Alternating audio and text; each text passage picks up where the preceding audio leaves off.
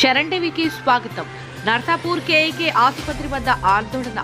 8 లక్షలు తీసుకుని సరైన వైద్యం అందించలేదంటూ బాధితుల ఆగ్రహం. 18 రోజుల క్రితం కారు ప్రమాదంలో GS9 న్యూస్ ప్రతినిధి బైల్పాటి గణేష్ వద్ద చికిత్స పేరుతో మెదక్ జిల్లా నర్సాపూర్లోని కేఏకే ప్రైవేటు వైద్యులు 8 లక్షలు తీసుకున్నారని బాధితులు ఆరోపించారు.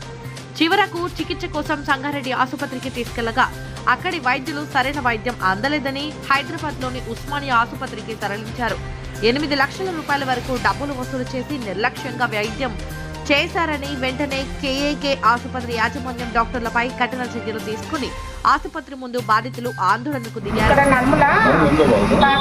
నమ్ముకు దాకింది, అది ఇన్ఫెక్షన్ అయ్యి ఈ తినే అన్నము పెద్ద పేగులోకి జామ్ అయిపోయి అది కడుపులో పోతలేదంట. ఇంకా అసలు ఆశగా లేవు ఇంకా ఆయన మీద, మాకు బతకలేడని ఆశ కూడా లేదు. ఉస్మానియాలో ఉన్నాం. ఇంకా ఇంటి దగ్గరికి నిన్న వచ్చిన మా హాస్పిటల్కి వచ్చిన తర్వాత గిట్ట సంగతి ఇక్కడ నుంచి మన అన్న వాళ్ళే ఫోన్ చేసినట్టు పేపర్ వాళ్ళు, గణేష్ నీ పరిస్థితి కూడా ఇదే కదా, ఒకసారి వచ్చి కట్ అంటే బెడ్ మీద లేని నడవలేని పరిస్థితి ఉంది ఆయన.